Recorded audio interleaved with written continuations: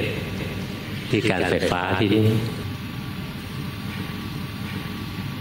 คราวก่อนที่มาเนี่ยมีใครเคยมาฟังบ้าง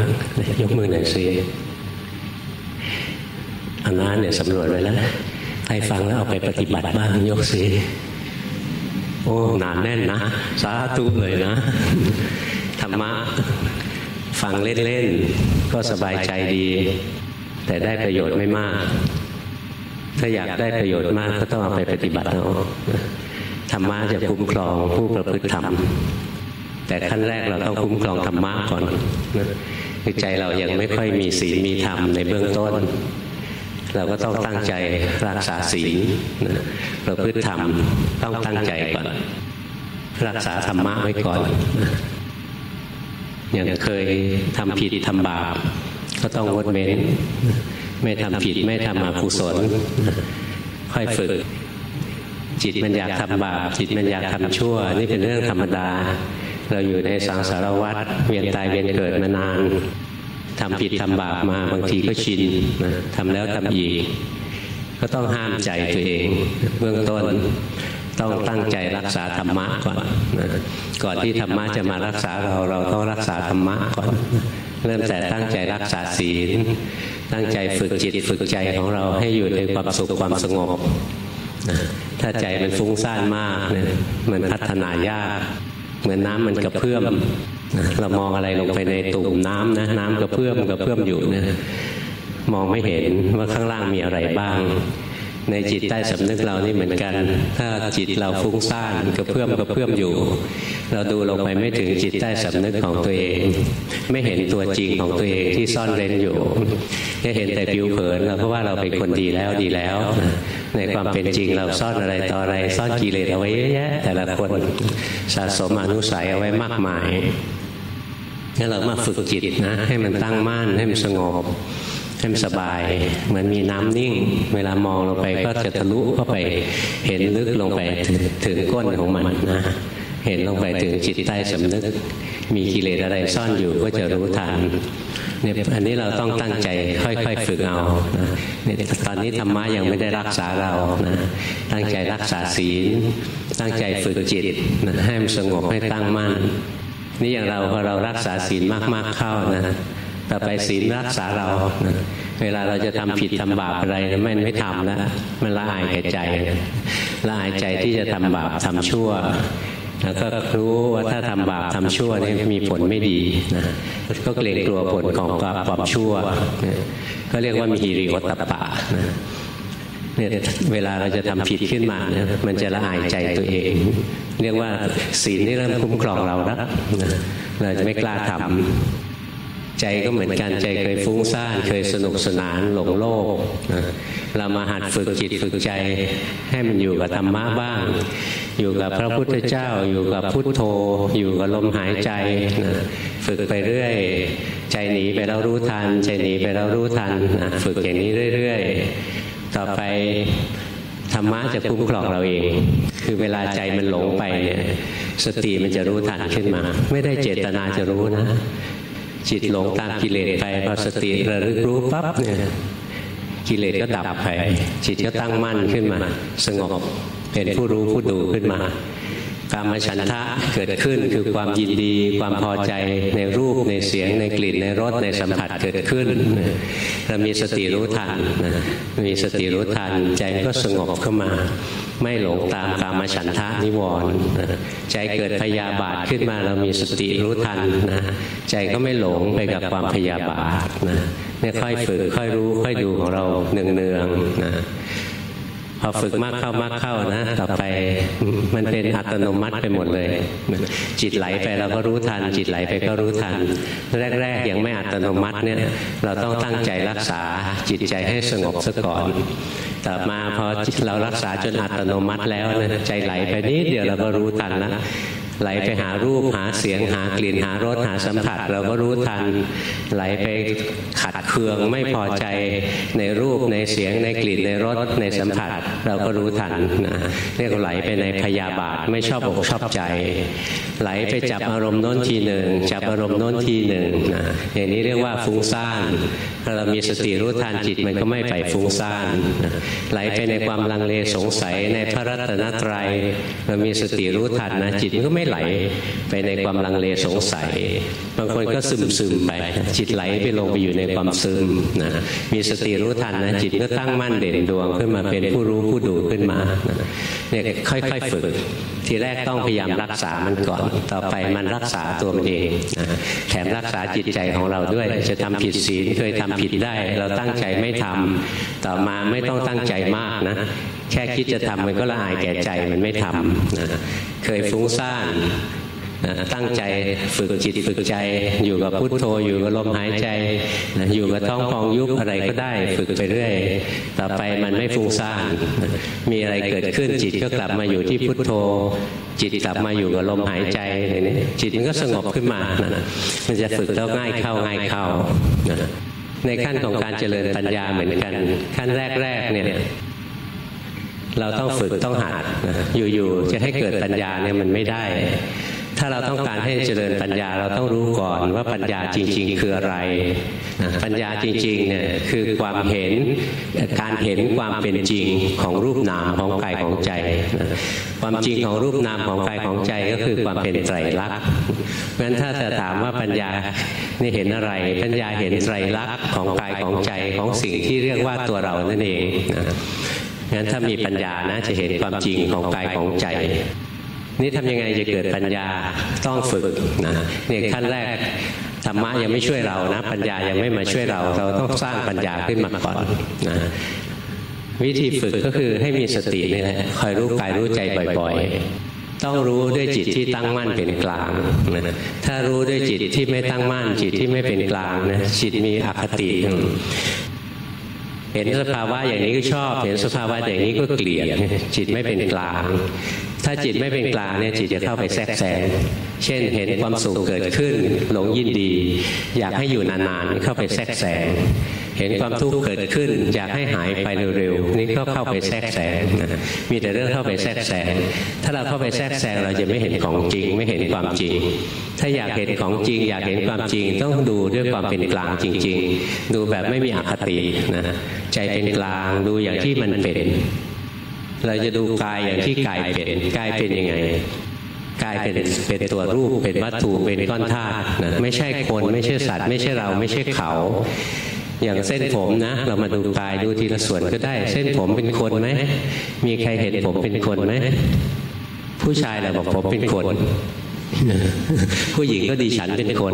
นะอันนั้นไม่ใช่นะหมายถึงเส้นผมถ้าดูลงไปเส้นผมไม่ใช่คน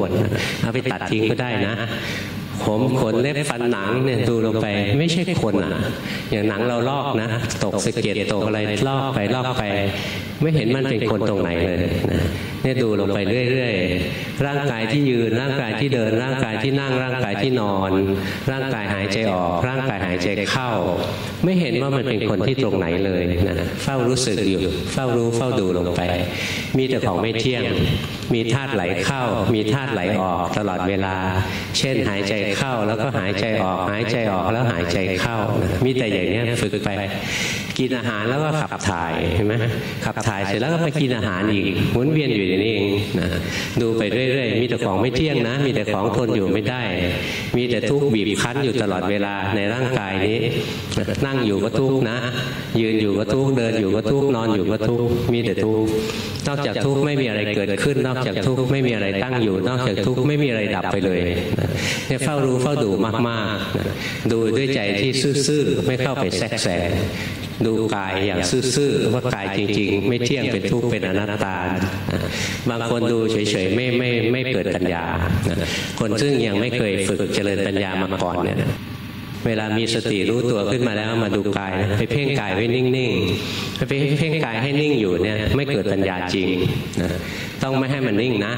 จิตมันนิ่งเป็นผู้รู้ผู้ดูจริงแต่ดูกายไปกายมีแต่ของไม่เที่ยงอย่าไปทำกายให้นิ่งๆตลอดเวลาหายใจออกแล้วหายใจเข้านี่ก็แสดงความไม่เที่ยงเฝ้าดูลงไป ถ้าดูไม่เห็นต้องช่วยมันคิดพิจารณาเคยได้ยินไหมครูบาอาจารย์สายวัดป่าท่านชอบสอนนะให้คิดพิจารณากายคนไหนถ้ามีสติรู้ตัวขึ้นมาแล้วเนี่ยยังมองไม่ออกว่าร่างกายไม่เที่ยงเป็นทุกข์เป็นอนัตตาต้องช่วยมันพิจารณาก่อนเป็นการปรับสัญญานำร่องให้มันหัดมองในมุมของความเป็นไตรลักษณ์บ้างตลอดเวลาที่ผ่านมาสัญญาของพวกเราเรียกว่าสัญญาวิปลาสสัญญาที่เพี้ยนเรามองทีไรมันก็มีเราทุกทีเรามาปรับมุมมองใหม่ค่อยๆสอนมันหัดมองซะบ้างว่าร่างกายไม่เที่ยงหัดมองซะบ้างว่าร่างกายเป็นทุกข์หัดมองซะบ้างว่าร่างกายไม่ใช่ตัวไม่ใช่ตนไม่ใช่คนไม่ใช่สัตว์ไม่ใช่เราไม่ใช่เขานี่คือการหัดคิดหัดพิจารณาเป็นการสอนให้จิตมองต่างมุมแต่เดิมจิตมองมุมเดียวนะว่าร่างกายนี้เป็นตัวเรามาหัดให้มันมองต่างมุมมันจะเห็นว่ามันไม่ใช่ตัวเรานะหัดมองอย่างนี้ต่อไปมันจะเห็นของมันเองนี่บางคนเนี่ยเคยอบรมปัญญามาแล้วในชาติก่อนๆนะหรือเคยฝึกกรรมฐานฝึกเจริญปัญญามาแล้วพอจิตตั้งมั่นปั๊บเนี่ยมันเห็นเองเลยนะเห็นเองเลยว่าร่างกายไม่ใช่เราหรอกร่างกายเป็นแค่วัตถุเป็นก้อนธาตุพวกนี้ไม่ต้องคิดมาก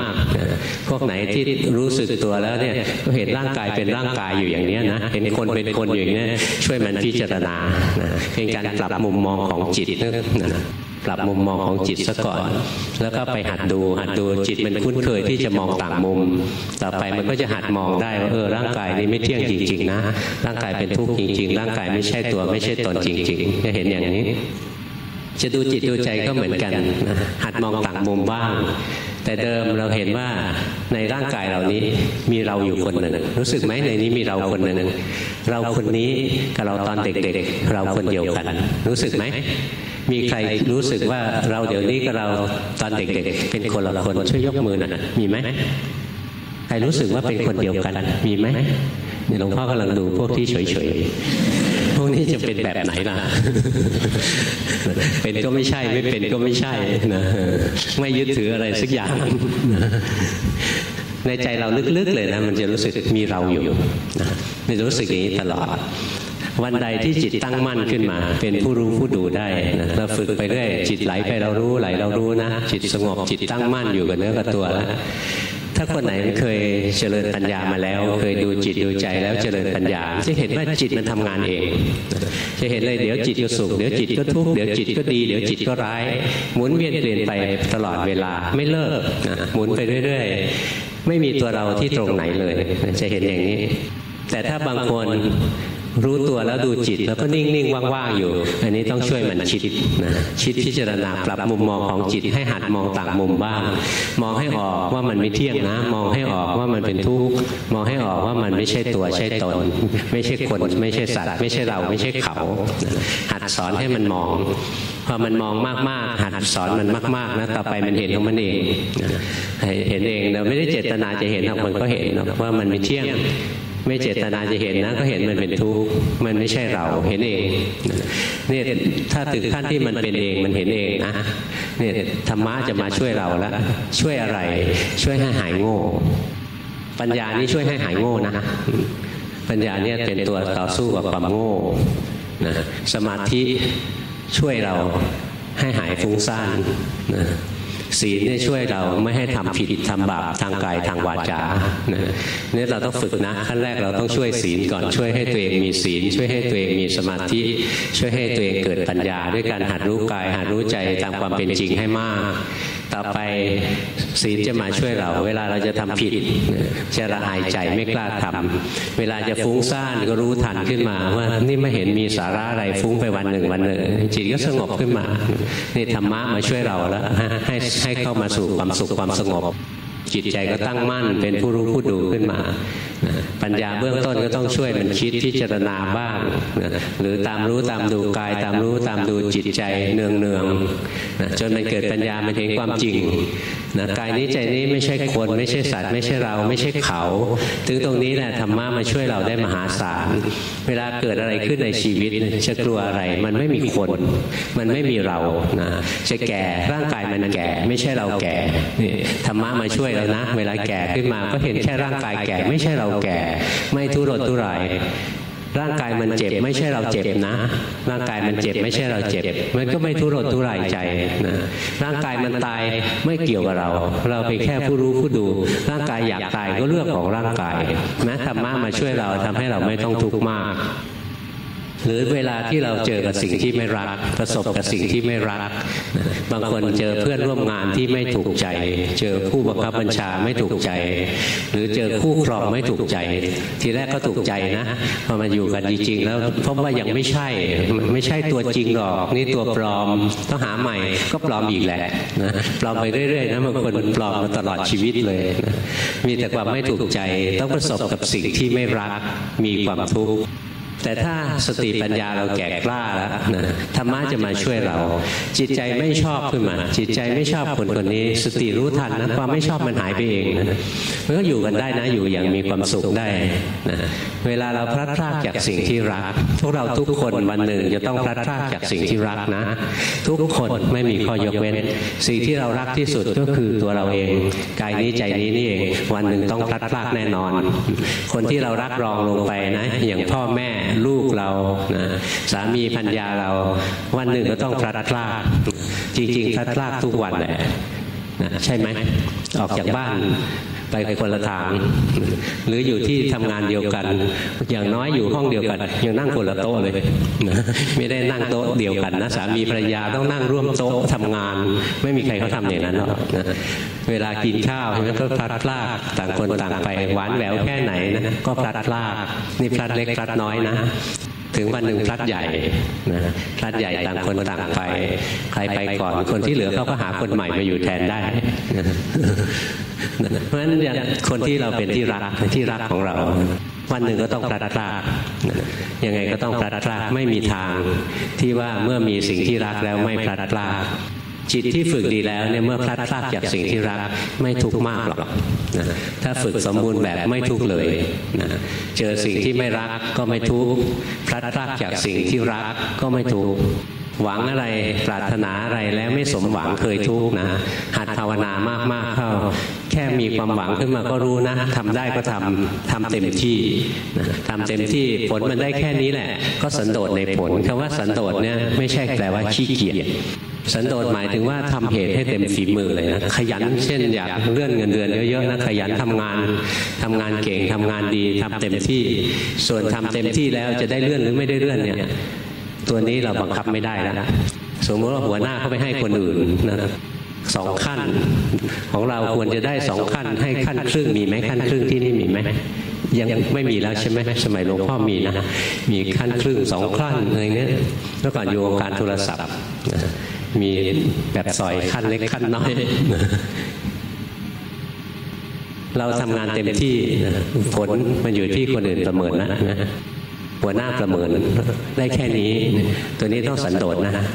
ไม่พอใจขึ้นมากลุ้มใจนะกลุ้มใจงั้น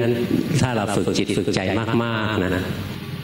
อะไรเกิดขึ้นไม่ทุกข์มากหรอกนี่ธรรมะคุ้มครองเราละงั้นเราฝึกนะวันหนึ่งเรามีที่พึ่งที่อาศัยเรามีธรรมะเป็นเกราะคุ้มครองป้องกันความทุกข์ป้องกันความชั่วที่จะเกิดขึ้นทางกายทางวาจาด้วยศีลป้องกันความฟุ้งซ่านของจิตใจด้วยสมาธิป้องกันความโง่ด้วยปัญญาเนี่ยหน้าที่ของธรรมะนะศีลสมาธิปัญญาทำหน้าที่ของตัวเองแต่ทำหน้าที่คนละระดับกันศีลทำหน้าที่ทำให้เราไม่ตกอยู่ใต้ราคะโทสะโมหะที่รุนแรงจนกระทั่งทำผิดทำบาปทางกายทางวาจาสมาธินะทำให้เราไม่ตกอยู่ใต้กิเลสระดับกลางคือนิวรณ์ทำให้ใจฟุ้งซ่านปัญญาเนี่ยทำให้เราพ้นจากกิเลสชั้นละเอียดที่สุดคือความโง่ในความไม่รู้เนี่ยคือกิเลสชั้นละเอียดที่สุดนะอันแรกเลยโง่ว่ามีตัวเราพอฝึกมากเข้าก็เห็นมีแต่ร่างกายเห็นมีแต่จิตใจนะเห็นรูปเห็นเวทนาเห็นสัญญาเห็นสังขารเห็นวิญญาณแต่ละอันไม่ใช่คนไม่ใช่สัตว์ไม่ใช่เราไม่ใช่เขาเห็นอย่างนี้ได้นะได้เป็นพระโสดาบันนะ ต่อไปปัญญาแก่กล้าขึ้นมาเห็นอีกกายนี้ทุกข์ล้วนๆจิตนี้ทุกข์ล้วนๆไม่ใช่มีทุกข์บ้างสุขบ้างมีแต่ทุกข์มากกับทุกข์น้อยร่างกายนี้มีแต่ทุกข์มากกับทุกข์น้อยจิตใจมีแต่ทุกข์มากกับทุกข์น้อย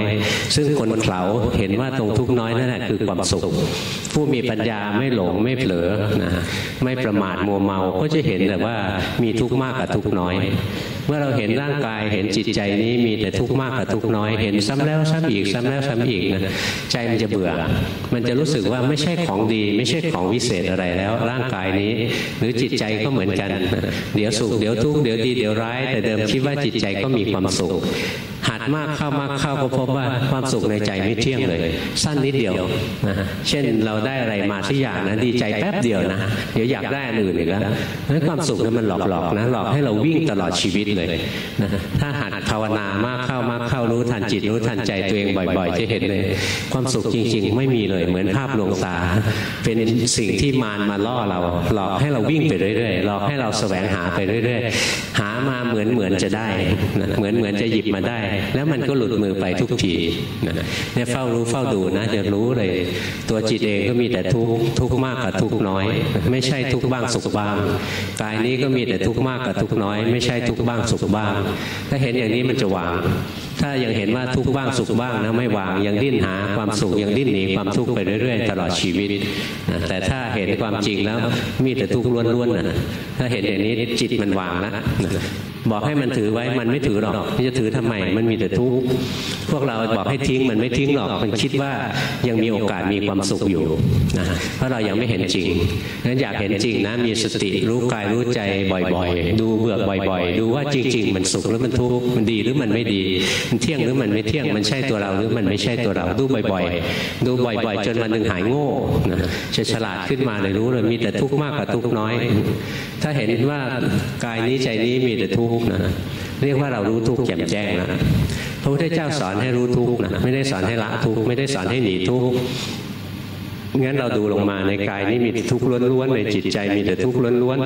ๆเรียกว่าเรารู้ทุกข์พอเรารู้ทุกข์แจ่มแจ้งมันจะปล่อยวางความยึดถือในกายในใจได้ไม่รู้จะยึดไปทำไมเราไม่ใช่ของดีพอปล่อยวางนะจิตหลุดพ้นแล้วคราวนี้ก็เห็นแต่ธาตุแต่ขันธ์เห็นแต่กายแต่ใจนี้ทำงานทำของมันไปเรื่อยใจเราไม่เกี่ยวนะจิตใจมันแยกมันพลากออกจากขันธ์เห็นขันธ์ทำหน้าที่ของขันธ์ไปตราบจนวันที่ขันธ์มันแตกมันดับไปจิตใจอยู่ต่างหากมีความสุขร่างกายจะแก่ส่วนของร่างกายไม่เกี่ยวอะไรร่างกายจะเจ็บร่างกายจะตายส่วนของร่างกายไม่เกี่ยวอะไรจิตใจจะเป็นยังไงไม่เกี่ยวแต่ไม่ชั่วนะคนทำชั่วเพราะขาดสติถึงตรงนั้นสติมันบริบูรณ์โดยอัตโนมัติแล้วมันไม่ยึดไม่ถืออะไรนี่ถ้าพวกเราฝึกได้อย่างนี้นะฝึกไปบ่อยๆฝึกให้ชำนิชำนาญ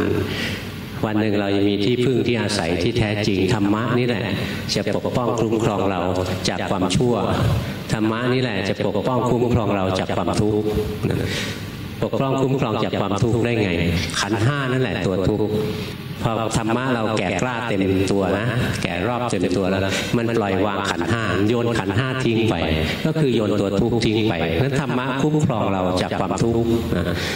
เราจะพ้นจากความทุกข์เบื้องต้นก็พ้นจากความชั่วพ้นจากบาปพ้นจากอกุศลจิตใจก็พัฒนาเป็นลำดับไปสุดท้ายฉลาดพ้นจากความทุกข์ได้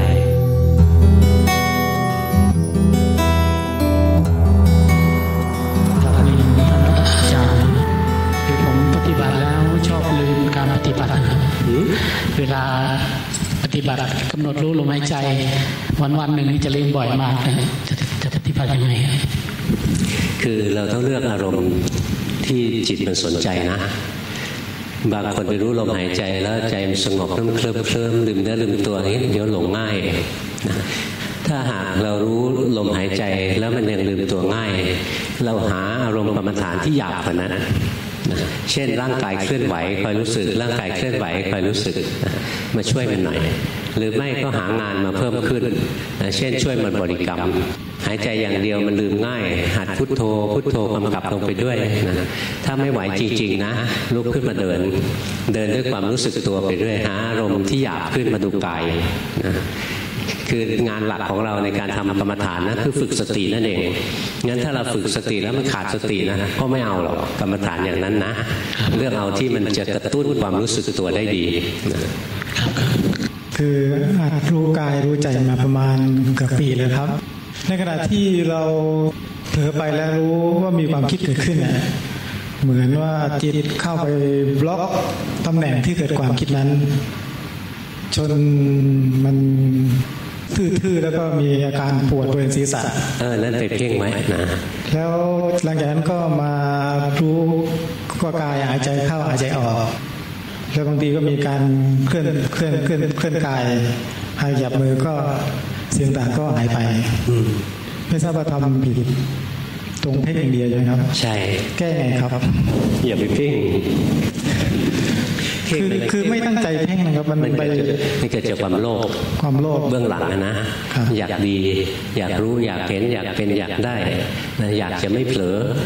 อยากจะมีสติตลอดเวลากลายเป็นเพ่งนั้นเพ่งเนี่ยพื้นฐานมันคืออยากดีนะหลงเนี่ยพื้นฐานมันชั่วเพราะฉะนั้นก็ถือว่าเป็นคนดีนักเพ่งให้รู้ทันใจอยากดูพอลงมือปฏิบัติเนี่ยอยากดูแล้วใช่ไหมอยากดูอยากรู้ชัดๆอยากรู้ต่อเนื่องอยากรู้ตลอดเวลาเรามีสติรู้ลงไปเลยว่าใจมันอยากพอความอยากดับไปนะท่านี้ก็ดูสบายๆนะแล้วก็หัดรู้ว่าเพ่งเป็นไงพอใจถลำลงไปเพ่งเรารู้ทันนะใจก็ถอนขึ้นมาอย่าอยากถอนถ้าอยากถอนขึ้นมาก็ไม่ดีนี่คือภาวนาอย่าให้ความอยากครอบงำปกติแล้วจะใช้วิหารธรรมโดยการหายใจเข้าหายใจออกแล้วก็เดินจงกรมไม่ทราบว่าเหมาะกับตัวของผมไหมครับหายใจมันจะซึมไปนิดนะเคลื่อนไหวไหมของคุณจิตมันพร้อมจะซึม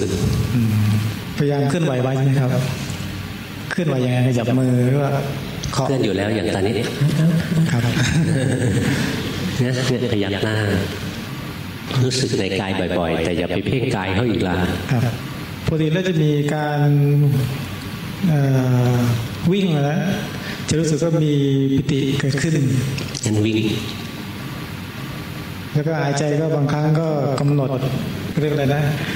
ไม่ทราบเป็นการเข้าฌานหรือเปล่าครับคือ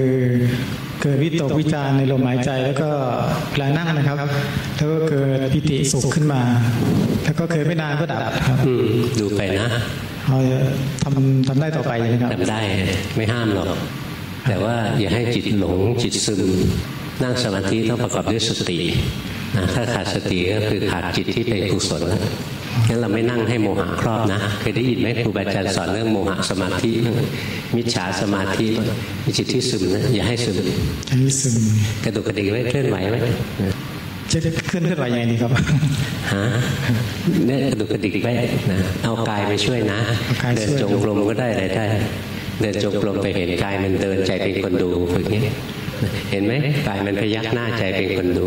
แต่ระวังไปเพ่งอย่างนี้นะอย่างนี้แข็งไปนะไม่ใช่เป็นธรรมชาติเลยธรรมชาติมากๆเลยเราเคลื่อนไหวอยู่แล้วแล้วก็เวลานั่งสมาธิอย่าน้อมใจลงไปทำตัวเป็นแค่คนดูเห็นร่างกายหายใจใจเป็นคนดูฝึกนิ่มนะมันจะไม่ค่อยซึมถ้าคิดว่าจะเริ่มต้นก็จะเอาให้สงบอย่างเดียวซึมง่ายนะผมฟังซีดีหลวงพ่อมาก็ปีกว่าวันนี้ก็เป็นวันแรกที่มาฟังเสียงสดๆของหลวงพ่อเดี๋ยวนี้เขาไม่เรียกงั้นหรอกเขาเรียกตัวเป็นๆแต่ยังไม่มีโอกาสได้เห็นตัวจริงๆของหลวงพ่อตัวเป็นๆนะเด็กสมัยนี้นะมันพูดภาษาอะไรฟังพิกลนะเห็นตัวเป็นๆผมก็อาศัยชีวิตประจำวันนี่ก็ตามรู้ตามดูอย่างนี้เดินก็รู้หายใจก็รู้อะไรอย่างนี้ไปเรื่อยๆดีไม่ทราบเป็นยังไงบ้างต้องรู้ให้จิตตั้งมั่นถึงฐานจิตตอนนี้ไม่ตั้งมั่นจิตกระจายกว้างๆออกไปดูออกไหมไม่ออกครับรู้สึกไหมลองย้อนมาดูจิตสิมันไม่เข้ามาดูได้จริงหรอกมันวงเวียนว่างๆนี่มันไปหลงอยู่นะไปหลงอยู่ในว่างนะมันไม่เข้ามาดูจิตจริงงั้นมันดูไม่ถึงจิตหรอกดูกายไว้ก่อนเห็นไหมร่างกายพยักหน้ากายเป็นบ้านของจิตนะมาดูกายก่อนต่อไปมันก็เข้าบ้านแล้วมาเจอเจ้าของบ้านคือตัวจิตนะตอนนี้ยังดูมาไม่ถึงจิตจริง กราบนมัสการหลวงพ่อเจ้าค่ะคือไม่ได้ส่งกันบ้านมา9 เดือนแล้วเจ้าค่ะก็อยากจะเรียนถามว่ายังอยู่ในร่องในรอยหรือเปล่าค่ะขี้เกียจหรือเปล่าขี้เกียจค่ะนั่นแหละไม่อยู่ในร่องในรอยนะก็แต่ว่านั่งสมาธิไม่ได้เลยเจ้าค่ะเพราะว่าเป็นคนฟุ้งซ่านมากค่ะเหรอเดินสิทำงานบ้านค่ะก็ทำแล้วก็ดูไปเรื่อยๆค่ะนะแล้วก็ฝึกไปนะอยู่กับพุทโธก็ได้หาเครื่องอยู่ให้จิตต้องมีบ้านอยู่นะถ้าจิตไม่มีบ้านอยู่จิตหนีไปนานอย่างตอนนี้จิตไม่มีบ้านอยู่รู้สึกไหมจิตกระจายออกข้างนอกนะฟุ้งไปเจ้าค่ะหาบ้านให้จิตอยู่นะอยู่กับพุทโธพุทโธพุทโธไปจิตหนีไปแล้วรู้ทันจิตหนีไปแล้วรู้ทันให้จิตมีบ้านอยู่พอจิตเข้าบ้านได้ถ้าจิตตั้งมั่นขึ้นมาแล้วเรียกว่าเข้าป้อมได้แล้วนะตั้งมั่นขึ้นมามันจะเห็นทุกอย่างผ่านหน้าบ้านไปเหมือนเห็นความสุขความทุกข์ไหลผ่านหน้าบ้านไปเห็นกุศลอกุศลไหลผ่านหน้าบ้านไปไม่เข้าไปเกี่ยวข้องด้วยใจก็ตั้งมั่นเป็นแค่ผู้รู้ผู้ดูอยู่ก็จะเห็นว่าทุกอย่างมาแล้วก็ไปฝึกอย่างนี้นะจิตไม่ถึงฐานอย่าขี้เกียจนะถ้าขี้เกียจจิตไม่ยอมมาบ้านครั้งสุดท้ายที่ส่งกันบ้านคือเมษาปีที่แล้วค่ะแล้วหลวงพ่อทักว่าใจไม่ค่อยมีแรงก็เลยมีสวดมนต์บ้างฟังซีดีหลวงพ่อและอ่านหนังสือธรรมะตอนนี้ช่วงหลังๆค่ะหลวงพ่อมันจะเหมือนกับเห็นอะไรที่เป็นสิ่งที่มีชีวิตอะค่ะจะเห็นว่าเป็นทุกข์จังเลยแล้วก็เราใจมันไม่อยากเอาแล้วอะแต่นี้ไม่แน่ใจว่าเห็นถูกหรือเปล่าค่ะหลวงพ่อเห็นถูกนะแต่อย่าเห็นไม่พอมันยังเบื่ออยากอยู่มันยังไม่เบื่อจริงหรอกต้องดูอีกนะแล้วใจมีกำลังขึ้นไหมคะมีแรงขึ้นมีแรงขึ้นใช่ไหมไม่ได้ติดประคองนะคะตอนนี้ไม่นะคะก็คือแต่ว่าเป็นคนที่นั่งสมาธิไม่ได้อะค่ะแล้วก็เดินจงกรมก็ไม่ได้ท่องพุทโธไว้ก็ได้ไม่มีอะไรก็คิดถึงพระพุทธเจ้าไปเรื่อยๆได้ค่ะคิดถึงพระพุทธเจ้าดีมากนะดีที่สุดเลยค่ะหลวงพ่อกราบนมัสการหลวงพ่อค่ะส่งการบ้านครั้งแรกค่ะคือประมาณ3 เดือนที่ได้ปฏิบัติตามแนวทางของหลวงพ่อค่ะครั้งแรกไปกราบหลวงพ่อเนี่ยหลวงพ่อให้ดูตัวอย่างก็กลับมาเห็นอยากไปเยอะแยะเลยอยากกินอยากฟังซีดีอยากขึ้นไปนั่งสมาธิอยากมากที่สุดคืออยากพูดค่ะแล้วก็หลังจากความอยากแล้วก็จะเห็นแวบๆมีอยู่วันหนึ่งอะค่ะล้างชามแล้วก็เห็นเราเผลอไปคิดแล้วอยู่ๆมันก็เหมือนหนังมันจบเรื่องที่เราจะคิดอะค่ะมันจบก็มาเห็นมือกำลังล้างชามต่อ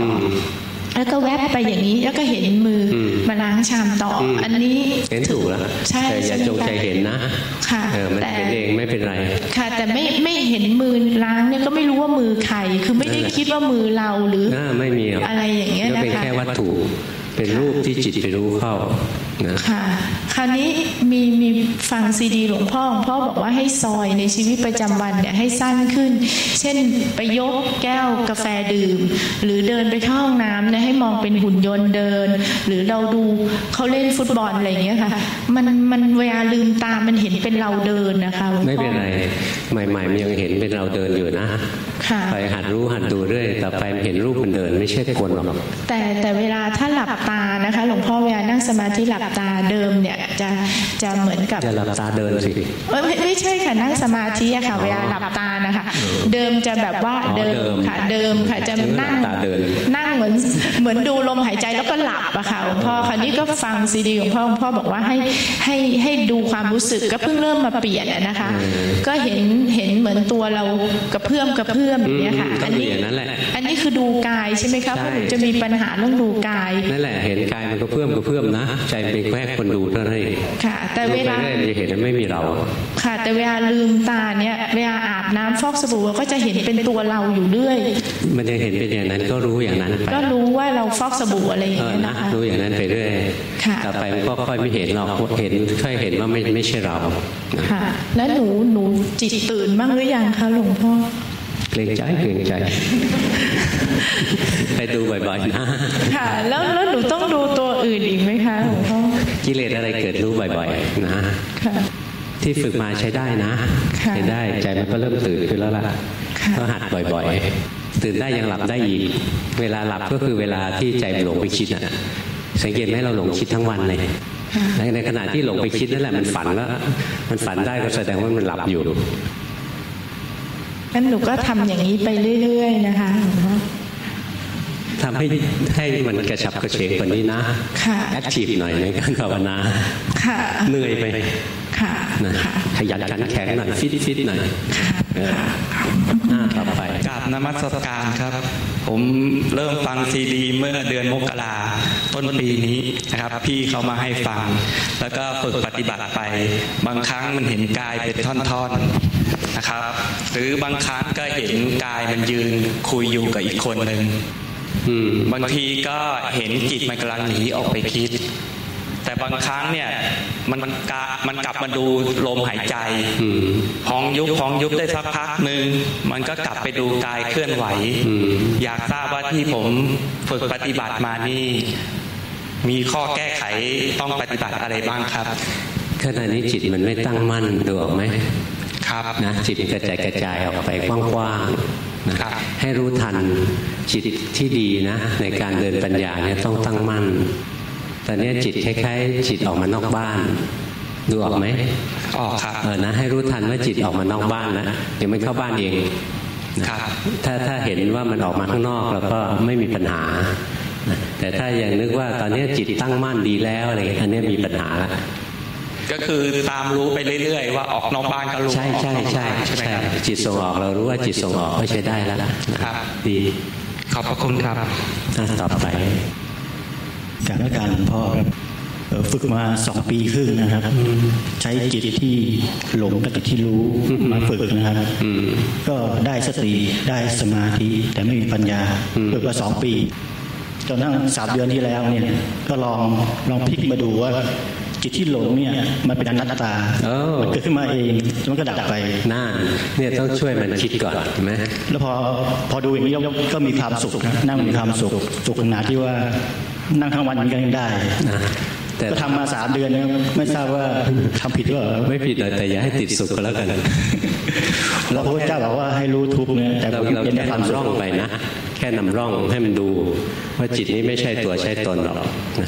การที่เห็นจิตมันไม่ใช่ตัวใช่ตนนะเราจะรู้เลยจิตเกิดแล้วก็ดับไปเกิดแล้วดับไปนะเป็นแต่ของไม่เที่ยงบังคับไม่ได้ไม่ใช่ตัวสุขที่แท้จริงเนี่ยเราเห็นจิตนั่นแหละเป็นตัวทุกข์แต่ในตัวผู้รู้ที่ไปเห็นนะมีความสุขได้นะโบราณกันยังคิดว่าจะดูผิดเลยเพราะไม่ผิดต่อไปจะเป็นอุเบกขา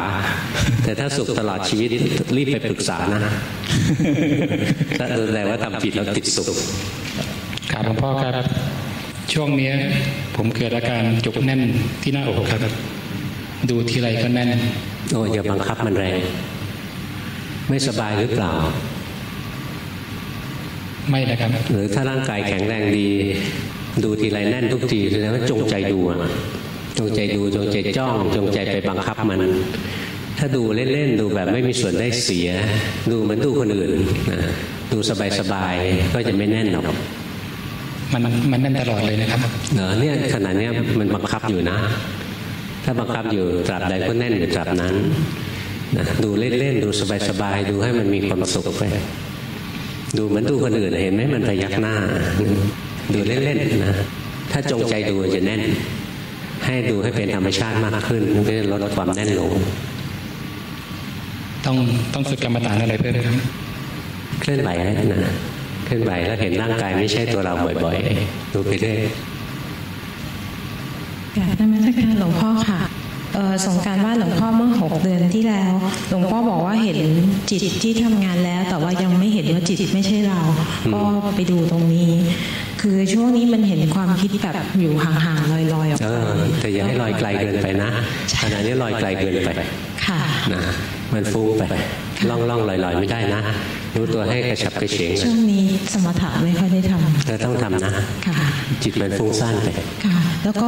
บางครั้งอย่างเวลาขับรถจะเห็นจิตมันดับลงไปที่ตาอย่างเงี้ยค่ะอย่างนี้เห็นถูกแล้วใช่ไหมจิตเกิดที่ไหนก็ดับที่นั่นจิตที่ตาเกิดที่ตาก็ดับที่ตาจิตเกิดที่หูก็ดับที่หูเกิดตรงไหนดับตรงนั้นแสดงว่าที่เห็นนี้ยังเห็นจริงไม่ได้คิดไปใช่ไหมคะเห็นจริงนะคะแล้วก็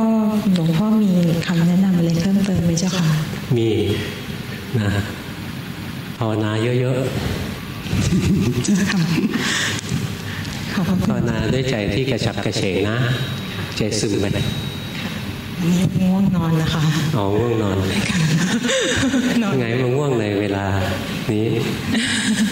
ฟังธรรมะแล้วง่วงหายากนะฟังหลวงพ่อเทศแล้วง่วงถือเป็นเอตทัคคะเลยนมัสการหลวงพ่อค่ะ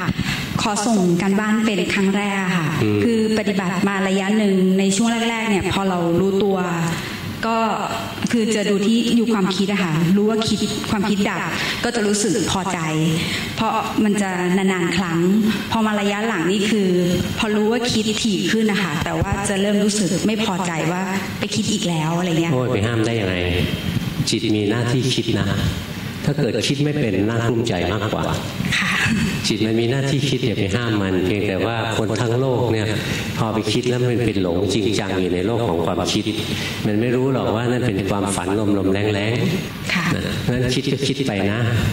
ก็ให้รู้ว่าตอนนี้ไม่พอใจรู้ว่าไม่พอใจค่ะอีกคำถามนึงคือเวลาจะตรวจสอบตัวเองว่าเรามาถูกทางหรือยังหรือว่า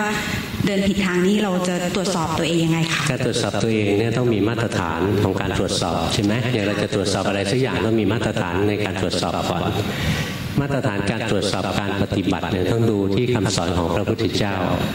อย่างน้อยนะเราต้องมาสำรวจก่อน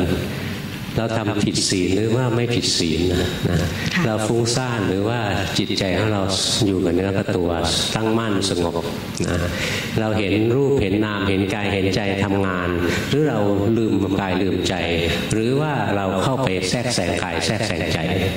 ถ้าเราเห็นกายเห็นใจทำงานเห็นความเป็นไตรลักษณ์ของมันเรื่องเดินอยู่ในทางสายกลางถ้าเราหลงไปลืมกายลืมใจเรื่องขาดสติหย่อนไปหย่อนไปรวมไปหรือเราไปเพ่งไปจ้องกายจ้องใจไว้ตึงเกินไปดูให้มันเป็นสายกลางสายกลางแล้วไม่หลงไปไม่เผลอไปแล้วไม่เพ่งเอาไว้เนี่ยสำรวจตัวเองสำรวจต่อไปอีกภาวนามาตั้งนานมีแต่ความสุขพระพุทธเจ้าสอนบอกว่ารู้ทุกข์ทำไมภาวนาแล้วมีแต่ความสุขต้องเฉลียวใจแล้วว่าไปหลงอะไรอยู่สักอย่างหนึ่งนะค่อยๆสังเกตตัวเองไปว่าเราทำอะไรผิดหลวงพ่อมีคำแนะนำอะไรเพิ่มเติมสำหรับการปฏิบัติไหมคะต้องขยันกว่านี้นะค่ะขยันน้อยไปค่ะนมัสการครับผมปฏิบัติแนวหลวงพ่อมาประมาณ3 ปีกว่านะครับทีนี้ก็ยังหลงนานนะครับเพราะวันหนึ่งก็คงจะรู้สึกตัวได้ไม่มากนะครับทีนี้คือโดยปกติเนี่ยชอบคิดว่าตัวเองเป็นคนดีอะไรเงี้ยแล้วก็เลยชอบติดสุขอะไรเงี้ยนะครับก็เลยอาจจะเป็นสาเหตุที่ทำให้การปฏิบัติไม่ค่อยดีหรือไงครับดูบ่อยๆก็แล้วกันนะดูบ่อยๆพระพุทธเจ้าท่านไม่สรรเสริญความดีที่คงที่หยุดนิ่งไม่ต้องนับความดีที่เสื่อมถอยนะแต่ความดีที่คงที่ท่านยังไม่สรรเสริญเลยท่านบอกเพราะฉะนั้นถ้า3 ปีครึ่งเหมือนเดิมต้องขยันอย่างนี้แหละต้องสำรวจว่าอะไรเราหย่อนกิเลสอะไรเรายังไม่ได้ละกุศลอะไรเรายังไม่ได้เจริญค่อยๆสำรวจดูนะเช่นเราขาดวินัยสมมตินะถ้ามีวินัยแล้วทุกวันภาวนาด้วยความโลภหรือเปล่าหัวปักหัวปั๊มเกินไปหรือเปล่าอะไรนี้ค่อยๆสังเกตเอานะคือค่อยดูเอากุศลอะไรยังไม่ได้ทำก็ทำอกุศลอะไรยังไม่ละก็ละใช่สำรวจได้ไหมครับได้ครับลองนะลองดูหลวงพ่ออยากให้ลูกศิษย์ทุกคนนะช่วยตัวเองให้มากแล้วเราชาวพุทธนะชาวพุทธเนี่ยหลักสำคัญคือการช่วยตัวเองแต่ว่าเราจะช่วยตัวเองสเปสปะไม่ได้มันไม่ใช่ภูมิของเรารู้ธรรมะด้วยตัวเองไม่ได้นั้นเราต้องเรียนสิ่งที่พระพุทธเจ้าสอนพระเจ้าสอนยังไงเราต้องศึกษาท่านสอนให้มีศีลสมาธิปัญญาเราก็ต้องมีศีลมีสมาธิมีปัญญารู้วิธีที่จะให้มีศีลขึ้นมาคือตั้งใจงดเว้นการทำบาปอกุศลทางกายทางวาจารู้วิธีที่จะให้เกิดสมาธิขึ้นมาศัตรูของสมาธิก็คือความฟุ้งของจิตฟุ้งไปในกามบ้างฟุ้งไปในความไม่พอใจบ้างฟุ้งไปในความลังเลสงสัยบ้างฟุ้งแบบจับอารมณ์ไม่ถูกบ้างซึมไปบ้างนะแล้วก็มีสติรู้ทันมันให้จิตใจมันมาตั้งมั่นอยู่กับเนื้อกับตัวค่อยๆพัฒนาขึ้นมาไม่ใช่เอาแค่สงบ นะสมาธิที่ดีไม่ใช่แค่สงบไม่พอสงบมีมาก่อนพระพุทธเจ้าอีก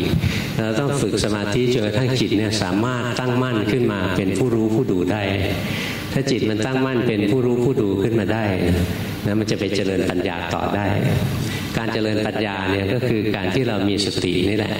คอยรู้กายคอยรู้ใจอย่างที่มันเป็นดูบ่อยๆนะเราจะรู้ตรงตามความเป็นจริงอย่างที่มันเป็นได้เราต้องไม่ไปเผลอไปถ้าเผลอเราก็ลืมกายลืมใจเราต้องไม่ไปเพ่งไปจ้องบังคับกายบังคับใจให้นิ่งเราดูความเปลี่ยนแปลงของเขาไปเรื่อยทำตัวเป็นแค่ผู้รู้ผู้ดูนะถึงจุดหนึ่งจะเห็นเลยร่างกายนี้มันทำงานของมันเองนะจิตใจก็ทำงานของมันไปเองไม่มีตัวเราที่แท้จริงฝึกอย่างนี้บ่อยๆนะตอนนี้กดอยู่ทราบไหมอย่าไปกดจิตปกติจิตเหมือนตอนนี้ไหมของโยมเพราะอย่างนี้ประคองไว้ถ้าประคองอยู่อย่างนี้อยู่เป็นปีเลยนะมันจะนิ่งๆมันนิ่งกว่าความเป็นจริงโยมนึกถึงสมัยตอนเป็นเด็กๆสมัยที่ยังภาวนาไม่เป็นนึกถึงจิตใจแบบนั้นออกไหมออกครับ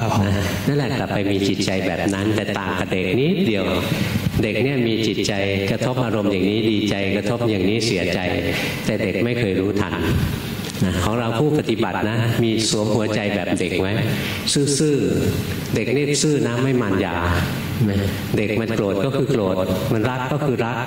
แต่ว่าเราไม่ใช่ออกมาทางกายทางวาจาไปละเมิดคนอื่นเรามีสติรู้ทันจิตมันโลภขึ้นมาก็รู้จิตมันโกรธขึ้นมาก็รู้จิตมันเป็นยังไงก็รู้ใช้จิตธรรมดาจิตที่เหมือนเด็กๆต่างกับเด็กนิดเดียวตรงที่เราคอยรู้ทันมันมีสติรู้ทันมันหลวงพ่อพุธใครรู้จักหลวงพ่อพุธดูโดยวัยก็น่าจะรู้จักนะอายุเฉลี่ยไม่ใช่น้อยห้องนี้หลวงพ่อพุธสอนกรรมฐานดีมากเลยท่านบอกยืนเดินนั่งนอนกินดื่มทำพูดคิดใครเคยได้ยินประโยคนี้ถ้าลูกศิษย์หลวงพ่อพุธจะต้องได้ยินพูดทุกวันเลยยืนเดินนั่งนอนกินดื่มทำพูดคิดนะใครๆก็เป็นอย่างนั้นใครๆก็ยืนเดินนั่งนอนกินดื่มทำพูดคิดทุกวันแล้วเป็นกรรมฐานตรงไหนว่าเป็นกรรมฐานตรงที่มีสติตามรู้มันไปร่างกายยืนร่างกายเดินร่างกายนั่งร่างกายนอนร่างกายกินร่างกายดื่มร่างกายทำร่างกายพูดมีสติรู้ทันว่าร่างกายมันทำนะไม่ใช่เราทำไม่ใช่เรายืนเราเดินเรานั่งเรานอนแต่ร่างกายมันยืนมันเดินมันนั่งมันนอนมันไม่ใช่เราร่างกายมันพูดไม่ใช่เราพูดเนี่ยก็มีสติตามดูมันไปก็เห็นมันทำงานอะไรมันพูดอะไรมันคิดจิตมันพูดจิตมันคิดจิตมันพูดทั้งวันมีใครจิตไม่พูดมีไหมจิตมันคิดทั้งวันนั่นแหละมันพูดแจ้วๆตลอดเวลามันคิดเลยมันก็คิดดีเดี๋ยวมันคิดร้ายเดี๋ยวมันคิดปรุงสุขปรุงทุกข์นะปรุงดีปรุงชั่วขึ้นมามันมีหน้าที่ปรุงตลอดคนที่ภาวนาหรือคนที่ไม่ภาวนาจิตก็พูดทั้งวันจิตก็ปรุงดีปรุงชั่วทั้งวันเหมือนกันความต่างมีอยู่นิดเดียวก็คือผู้ไม่ภาวนาเนี่ยไม่รู้ไม่เห็นในขณะที่ผู้ภาวนารู้ทันจิตตัวเองจิตพูดขึ้นมาก็รู้จิตปรุงดีปรุงชั่วปรุงสุขปรุงทุกข์ขึ้นมาก็รู้ทันอย่างที่มันเป็นเรื่อยไปร่างกายยืนเดินนั่งนอนกินดื่มทำพูดเป็นตัวร่วมนะร่างกายพูดด้วยจิตมันพูดก่อนแต่บางคนพูดก่อนจิตอีกนะปากไวอย่างผู้หญิงบางคนได้แต่งงานนานๆแล้วติดปากไอ้แก่เอามาจากไหนเนี่ยร่างกายมันยืนเดินนั่งนอนกินดื่มทำพูดเรามีสติเห็นเลยร่างกายมันยืนไม่ใช่เรายืนร่างกายมันนั่งไม่ใช่เรานั่งดูไปจนมันถอนความเห็นผิดเลยทั้งกายทั้งใจนี่ไม่ใช่เราหรอกมันทำงานของมันได้เองดูจนเห็นเลยทั้งกายทั้งใจทั้งรูปทั้งนามเนี่ยทำงานของมันเองหรอกมันไม่ใช่คนมันไม่ใช่สัตว์มันไม่ใช่เราไม่ใช่เขางั้นที่ท่านสอนนะบอกยืนเดินนั่งนอนกินดื่มทำพูดคิดให้มีสติรู้ทันเป็นคำสอนที่ดีมากเลยสอนให้เจริญสติในชีวิตประจำวันนี่เองเหมาะกับคนในเมืองงั้นที่หลวงพ่อสอนพวกเราทุกวันนี้ก็เอาคำสอนของครูบาอาจารย์นี่แหละมาสอนโดยภาษาจะเปลี่ยนให้ทันใจวัยรุ่นมากขึ้นเท่านั้นแหละเนื้อก็เนื้อเดิมนั่นแหละถ้าย้อนไปก็คือคำสอนที่พระพุทธเจ้าสอนนั่นแหละท่านก็สอนนั่นแหละภิกษุทั้งหลายดูกระภิกษุทั้งหลายหลวงพ่อจะมาดูกระญาติโยมทั้งหลายไม่มาดูกับเราหนีไปหมดดูกระภิกษุทั้งหลายเนี่ยหายใจออกยาวรู้ว่าหายใจออกยาวหายใจเข้ายาวรู้ว่าหายใจเข้ายาวร่างกายเป็นธรรมใช่ไหมนี่ร่างกายเป็นธรรม ภิกษุทั้งหลายเมื่อยืนอยู่ก็รู้ชัดว่ายืนอยู่เมื่อนั่งอยู่ก็รู้ชัดว่านั่งอยู่ก็เหมือนที่หลวงพ่อพุธสอนนั่นเองยืนเดินนั่งนอนก็มีสติรู้ทันไปรู้ชัดหมายถึงอะไรรู้ว่าจริงๆมันไม่ใช่คนนะจริงๆมันแค่รูปยืนเดินนั่งนอนไม่ใช่คนยืนเดินนั่งนอนเนี่ยถ้ารู้นะสิ่งที่หลวงพ่อพุธสอนก็คือสิ่งที่พระพุทธเจ้าสอนสิ่งที่หลวงพ่อบอกวันนี้ก็คือสิ่งที่หลวงพ่อพุธเคยสอนหลวงพ่อมานั่นแหละอันเดียวกันทั้งนั้นแหละไม่ใช่ของแปลกประหลาดวิเศษวิโสอะไรเกินพระพุทธเจ้าหรือเกินครูบาอาจารย์ไปหรอก